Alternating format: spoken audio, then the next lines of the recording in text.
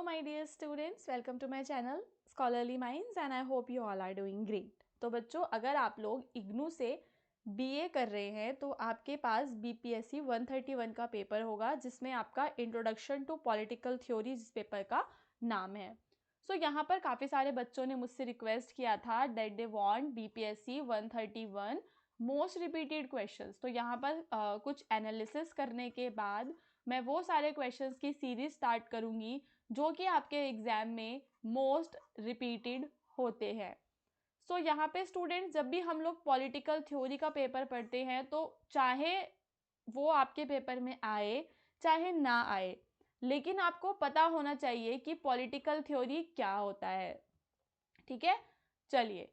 तो सबसे पहली चीज़ बच्चों, हम यहाँ पर जो डिस्कस करेंगे वो डिस्कस करेंगे पॉलिटिक्स को।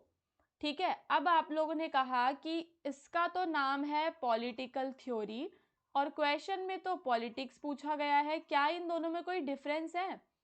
यहाँ पर जो पॉलिटिक्स होती है और पॉलिटिकल थ्योरी है उसमें एक डिफरेंस ये होता है कि जो पॉलिटिक्स होती है उसके अंदर हम लोग वेरियस वो देखते हैं, जो आपके जैसे कि आपके इलेक्शंस हो रहे हैं, है ना, जो आपके नागरिक हैं उनको राइट्स मिल रहे हैं, ये सब हम पॉलिटिक्स में देखते हैं। इसमें हम लोग वेरियस पॉलिटिकल पार्टीज को देखते हैं, इसमें हमारी जुडिशियरी आती है, हमारी न्यायपालिका, हमारी कार्यपालिका, ये सब आते हैं।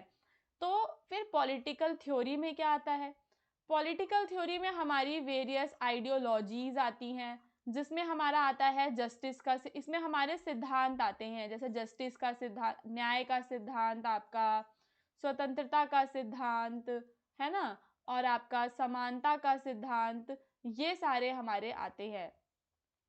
यहाँ पर आपका क्वेश्चन है व्हाट इज पॉलिटिक्स। तो ये वाला जो क्वेश्चन है ये लास्ट ईयर एग्जाम में आया था। तो यहाँ पर हम लोग डिस्कस करेंगे कि इस क्वेश्चन के आंसर में हमें क्या लिखना है। अभी यहाँ पर मुझे नहीं पता कि मेरे चैनल पे जो बीपीएससी 131 के बच्चे हैं उसमें मेजॉरिटी ऑफ स्टूडेंट्स हिंदी के हैं या इंग्लिश के हैं। तो आप लोग ज़रूर कमेंट करके बताना ताकि मुझे ये पता चल सके कि मुझे जो मेजॉरिटी वाले स्टूडेंट्स हैं उनकी लैंग्वेज पे ज़्यादा फोकस करना है। ऐसा ना हो कि मैं सारा इंग्लिश में बता दूं और हिंदी वाले बच्चे हों सारे, या फिर मैं सारा हिंदी में बता दूं किसी को समझ में ना आए। यहाँ पर मैं एक बैलेंस बना के रखती हूँ हमेशा। बच्चों, हम यहाँ पे क्या डिस्कस करेंगे आपका पॉलिटिक्स के बारे में। सबसे पहली चीज़ जो हम पॉलिटिक्स में डिस्कस करते हैं वो क्या है? वो होती है आपकी power and authority. Power and authority का मतलब होता है कि जो भी हमारी कंट्री है वहाँ पर जो वेरियस पावर हैं वो किसके पास हैं, है ना। जैसे कि इंडिया में जो पावर्स होती हैं, डेमोक्रेसी में जो पावर होती है वो पीपल के पास होती है। पॉलिटिक्स के अंदर हम यही डिस्कस करते हैं कि जो पावर है वो किसके पास होती है, power and authority. Politics is about who has the power to make decisions and control important matters in society.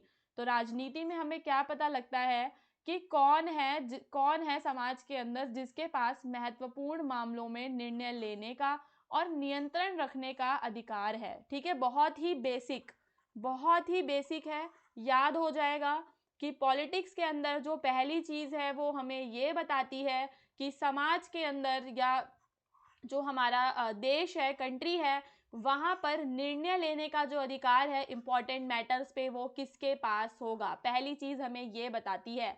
Leaders and government hold this power and use it to make laws, rules and decisions for the people. अब जो leaders होते हैं और जो हमारी सरकार होती है वो इन पावर्स का यूज़ करती है, इन शक्तियों का इस्तेमाल करती है और कानून बनाती है, नियम बनाती है, फैसले बनाती है। तो यहाँ पर आपको एक एग्जाम्पल देना है that in a democracy the government is elected by the people and it makes decisions based on what is best for the country.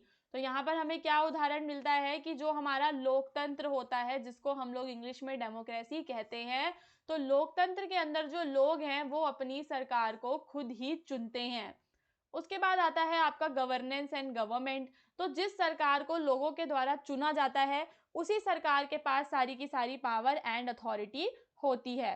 फिर दूसरी चीज़ है कि जो पॉलिटिक्स है वो क्या सिखाती है हमें कि जो हमारी सोसाइटी है, यानी कि जो हमारा समाज है, वो अपने जो फैसले हैं, उनके जो डिसीजंस हैं और जो प्रॉब्लम्स को वो सॉल्व करता है वो कैसे करता है। So the government is the body that runs the country, makes laws and takes care of important issues like health, education and security. तो राजनीति क्या है? राजनीति बच्चों एक प्रकार का तरीका है। क्या है राजनीति?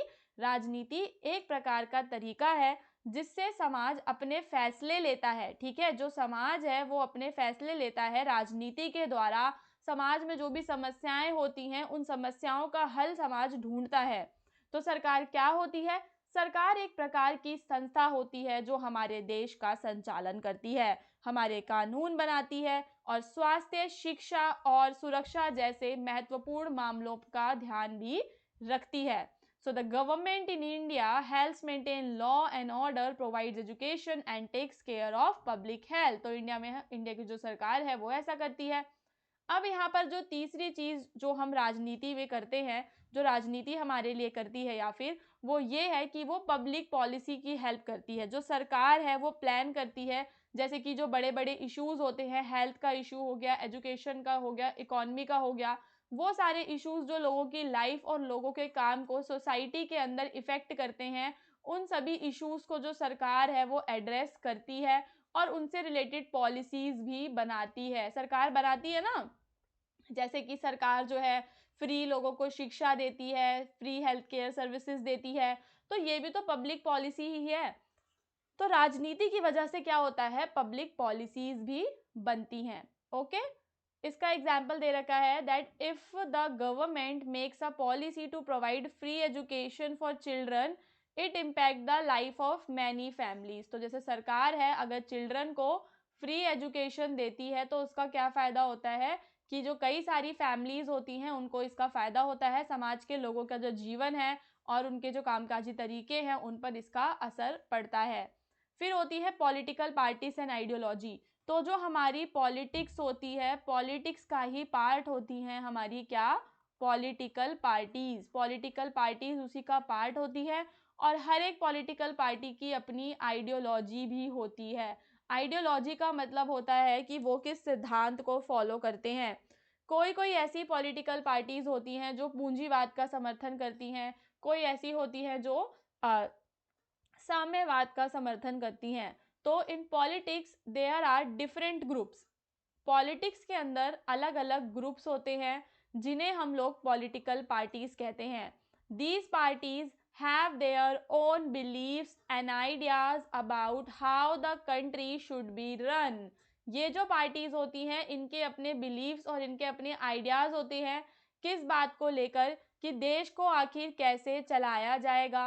ये जो पार्टीज होती हैं आपस में पॉलिटिक्स में ये compete करती हैं। ठीक है, ये दल चुनावों के माध्यम से सत्ता पाने के लिए प्रतिस्पर्धा करते हैं। अगर हम बात करें यूनाइटेड स्टेट्स की, so there are two main parties in the United States, one is Democrats and the other are Republicans. तो each with different ideas about how the country should be governed, और उनके अपने ideas होते हैं कि country को कैसे चलाना है। अब पॉलिटिक्स का एक और जो इम्पोर्टेंट एस्पेक्ट हम लोग देखते हैं वो हम क्या देखते हैं, वो होता है हमारा कॉन्फ्लिक्ट और कोऑपरेशन। अब पॉलिटिक्स में बहुत सारी चीज़ों को लेकर आपस में कॉन्फ्लिक्ट्स भी रहते हैं और कई सारे मुद्दों पर कोऑपरेशन भी करती हैं पार्टीज एक दूसरे को। कभी कभी उनमें डिसएग्रीमेंट हो जाता है डिफरेंट ग्रुप ऑफ पीपल में। तो कंट्रीज में disagree on some issues but work together through talks and meetings to find solutions such as peace agreement और ट्रेड डील्स। अब यहाँ पर बात की जा रही है अलग अलग कंट्रीज की। ठीक है, अब अलग अलग कंट्रीज हैं, जैसे कि मान लो भारत हो गया, भारत के पड़ोसी देश हो गए, तो उनके साथ पीस कीपिंग डील्स भारत करता है। ठीक है, और उनके साथ भारत जो है ट्रेड एग्रीमेंट्स करता है। तो ये सब भी तो हमारा पॉलिटिक्स का ही पार्ट है। ये जो हमारी फॉरेन पॉलिसी है वो भी क्या होता है, हमारी पॉलिटिक्स का पार्ट होता है। तो देशों के बीच कुछ कुछ मुद्दों पर असहमतियां हो सकती हैं, लेकिन वे बातचीत या बैठकों के माध्यम से समाधान खोजने के लिए मिलकर काम करते हैं, जैसे कि वो शांति समझौते या व्यापार के सौदे आपस में करते हैं। तो यहाँ पर मैं आप लोगों को एक बार रिवाइज करवाऊंगी क्योंकि कुछ बच्चों को इजी भाषा में समझ में नहीं आता है। तो यहाँ पर हम लोग फिर से एक बार बच्चों रिवाइज करेंगे। सबसे पहले आपको क्वेश्चन क्या दिया गया है वो आपको ध्यान देना होता है कि क्वेश्चन में आपसे पॉलिटिक्स के बारे में पूछा है तो आपको पॉलिटिक्स में क्या क्या होता है वो ही बताना था, क्योंकि ऐसा कुछ भी स्पेसिफिकली क्वेश्चन में नहीं लिखा हुआ। सो आपको जो भी पॉलिटिक्स के बारे में पता हो आप लिख सकते हैं। तो जो हम लिखे थे यहाँ पर वो ये था कि इसमें पावर एंड अथॉरिटी, सबसे पहले जो पॉलिटिक्स है वो ये डिसाइड करती है कि डिसीजन मेकिंग पावर किसके पास होगी। फिर जो हमारी पॉलिटिक्स है वो सरकार बनाती है, सरकारें लॉज एंड ऑर्डर्स बनाती हैं, पब्लिक पॉलिसीज बनाती हैं, एजुकेशन से रिलेटेड, हेल्थ से रिलेटेड। उसके बाद जो हमारी पॉलिटिकल पार्टीज होती हैं इनकी आइडियोलॉजीज होती हैं, इनके बीच में कभी कभी कॉन्फ्लिक्ट भी हो जाते हैं, है ना, इन पॉलिटिकल पार्टीज के बीच में। अब हम यहाँ पर अपना दूसरा क्वेश्चन डिस्कस करेंगे जो है आपका नेचुरल राइट्स। ठीक है, नेचुरल राइट्स को हिंदी में हम लोग क्या कहते हैं? प्राकृतिक अधिकार। ठीक है, तो क्या ये हमारे मौलिक अधिकारों के जैसे ही होते हैं? मौलिक अधिकारों को क्या कहते हैं बच्चों? मौलिक अधिकार को हम लोग कहते हैं आपके फंडामेंटल राइट्स। ठीक है, हमारे संविधान ने हमें फंडामेंटल राइट्स दे रखे हैं। So what is the main difference between these two? जो हमारे प्राकृतिक अधिकार है वो हमें जन्म से ही प्राप्त हो जाते हैं, मौलिक अधिकार भी हमें जन्म से ही प्राप्त हो जाते हैं, है ना। सो यहाँ पर जो हमारे मौलिक अधिकार होते हैं बच्चों, ये इनकी गारंटी हमारा कौन लेता है? हमारा कॉन्स्टिट्यूशन लेता है। अभी यहाँ पर हम लोग पहले नेचुरल राइट का कॉन्सेप्ट डिस्कस करते हैं कि है क्या ये थ्योरी ऑफ नेचुरल राइट्स क्या है। So, the theory of natural rights suggests that every individual is born with certain basic rights. हर एक जो इंडिविजुअल है वो कुछ ना कुछ जन्म से ही उसे कुछ बुनियादी अधिकार दिए गए हैं, that cannot be taken away. ये राइट्स उससे छीने नहीं जा सकते और डिनाइड बाय एनी गवर्नमेंट और अथॉरिटी। तो कभी कभी क्या होता है, एक बार को हमारे फंडामेंटल राइट्स आपातकालीन स्थिति में थोड़े से सीमित हो जाते हैं, लेकिन natural rights they are never denied by any government और अथॉरिटी। सो किसी भी सरकार या अधिकार द्वारा इन्हें छीना या नकारा नहीं जा सकता। So these rights are considered to be inherent. ये राइट्स हमारे इनहेरेंट होते हैं, यानी कि हमारे पास पहले से ही है। जैसे हम अपने पेरेंट्स से उनके ट्रेट्स इनहेरेंट करते हैं वैसे ही, meaning they exist naturally and are not granted by laws और रूलर्स। ये किसी भी रूलर ने या किसी भी कानून ने मुझे नहीं दिए हैं, ये नेचुरली मेरे पास हैं। जैसे कि हमारे हाथ पैर हमारे पास है नेचुरली, वैसे ही ये भी हमारे पास हैं। नेचुरल राइट्स में कौन कौन से हमारे उदाहरण आते हैं? तो इसमें आपका जीवन, स्वतंत्रता और संपत्ति का अधिकार आता है। नेचुरल राइट्स का जो सबसे बड़े जो मतलब आपके फिलोसोफर हैं जो इसकी बात करते हैं वो आपके बच्चों जॉन लॉक हैं। ठीक है, अब जो जॉन लॉक हैं वो नेचुरल राइट्स को इनएलियनेबल राइट्स कहते हैं। ठीक है, यानी कि ये जो राइट्स हैं ये हमारे अपरिवर्तनीय होते हैं। So the natural rights are often described as inalienable, meaning they cannot be transferred or surrendered. In rights को हम कभी भी क्या नहीं कर सकते? ट्रांसफर नहीं कर सकते, सरेंडर भी नहीं कर सकते। So these rights are considered permanent and should not be violated by any individual or the government. अब ये जो हमारे राइट्स हैं ये किसी के भी द्वारा वॉयलेट हमारे नहीं होने चाहिए। So the right to life is an inalienable right, meaning no one, including the state, has the right to take someone's life arbitrarily.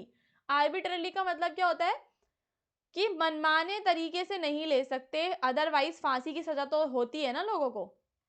समझ में आया कि जो जीवन का अधिकार है वो एक अपरिवर्तनीय अधिकार है, जिसका मतलब है कि कोई भी व्यक्ति, यहाँ तक कि राज्य भी इसको नहीं मनमाने ढंग से ले सकता। लेकिन अब आप लोग कहोगे कि फिर फांसी क्यों होती है? तो बच्चों फांसी इसलिए होती है क्योंकि वहां पर हम रूल फॉलो करते हैं, पहले पूरी कानूनी प्रक्रिया के द्वारा फिर उसको सजा सुनाई जाती है, तो इस वजह से। ठीक है, फिर आता है आपका रोल ऑफ गवर्नमेंट। तो जो नेचुरल राइट थ्योरी है वो कहती है कि जो हमारी गवर्नमेंट है उसका मेन रोल होता है यहाँ पर हमारे इन राइट्स को प्रोटेक्ट करने में। जो गवर्नमेंट है वो एग्जिस्ट करती ही इसलिए है ताकि वो हमारे लाइफ, लिबर्टी और प्रॉपर्टी के राइट्स को क्या कर सके? सेफ गार्ड कर सके, and if it fails to do so citizens have the right to rebel और रिप्लेस इट। और यदि सरकार ऐसा नहीं कर पाती है तो नागरिक भी जो है वो इसके खिलाफ विद्रोह कर सकते हैं। यहाँ पर एक उदाहरण भी है that if a government violets the natural rights of its citizens as seen in the revolutions like in the American Revolution, the people have the right to overthrow it। तो अमेरिकन रेवोल्यूशन में हमने क्या देखा था कि जो लोग थे उन्होंने अपनी सरकार को क्या कर दिया था, ओवरथ्रो कर दिया था, क्योंकि सरकार ने उनके जो नेचुरल राइट्स हैं वो उन्हें नहीं दिए थे। ठीक है, इसके बाद होती है इक्वालिटी ऑफ राइट्स। तो नेचुरल राइट्स की जो थ्योरी है वो इम्फेसाइज करती है that all individuals are equal in having these rights and no one is born with more or fewer natural rights। तो ऐसा नहीं है कि किसी के पास एक अधिकार ज्यादा तो दूसरे के पास एक अधिकार कम। and every individual has an equal claim to life and liberty and property। सो यहाँ पर आपका डेक्लरेशन है, declaration of independence in the United States. ये क्या कहता है, क्या कहता है ये, that all men are created equal. यहाँ पे मेन का मतलब फीमेल्स भी इसी में आ जाता है, all humans are created equal.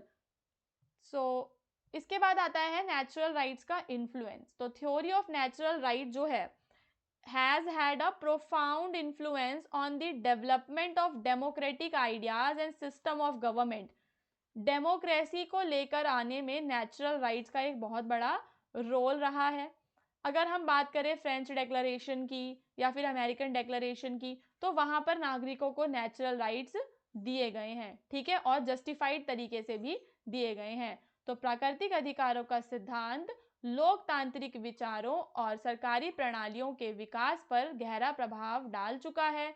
इसने अमेरिकी स्वतंत्रता की घोषणा और फ्रांसीसी मानवाधिकारों की घोषणा जैसे महत्वपूर्ण दस्तावेजों को प्रभावित किया है। तो यानी कि जो अमेरिकी स्वतंत्रता की घोषणा वाला दस्तावेज है उसके अंदर भी नेचुरल राइट्स जो भी हमारे होते हैं वो इंक्लूड किए गए हैं। और सेम टू सेम जो आपका फ्रांस वाला है, फ्रांसीसी मानव अधिकारी घोषणा पत्र, उसके अंदर भी आपके नेचुरल राइट्स इंक्लूड किए गए हैं। ठीक है बच्चों, सो अगर आप लोग इस चैनल पे न्यू हैं और इस वीडियो को अभी आपने फर्स्ट टाइम देखा है तो आप लोग चैनल को ज़रूर सब्सक्राइब कर लेना। ठीक है, क्योंकि जब आप चैनल को सब्सक्राइब करोगे तो जो भी आपके न्यू वीडियोस आएंगे आपके सब्जेक्ट से रिलेटेड, आपके BAG प्रोग्राम जो है आपका इससे रिलेटेड, तो उन सब का लिंक आपको ईजिली मिल जाएगा।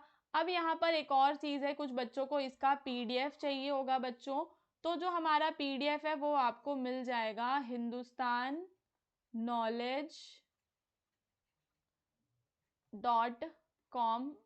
ये हमारी वेबसाइट है, यहाँ से आप लोग अपने PDFs को डाउनलोड कर सकते हैं जो भी आपका पेपर हो। ठीक है बच्चों, कमेंट करके बताओ कि नेक्स्ट आपको कौन सा वीडियो चाहिए। और दूसरी चीज़ ये कि क्या ये दोनों क्वेश्चंस आपको समझ में आए, आपको पॉलिटिक्स समझ में आ गया और नेचुरल राइट्स आपको अच्छे समझ में आ गया कि इन दोनों से रिलेटेड अगर क्वेश्चन आएगा तो आप लोग आंसर कर पाएंगे। ठीक है, अगर आपको कोई डाउट है तो कमेंट कर लेना, मैं नेक्स्ट वीडियो में उस डाउट को क्लियर करने की कोशिश भी करूंगी।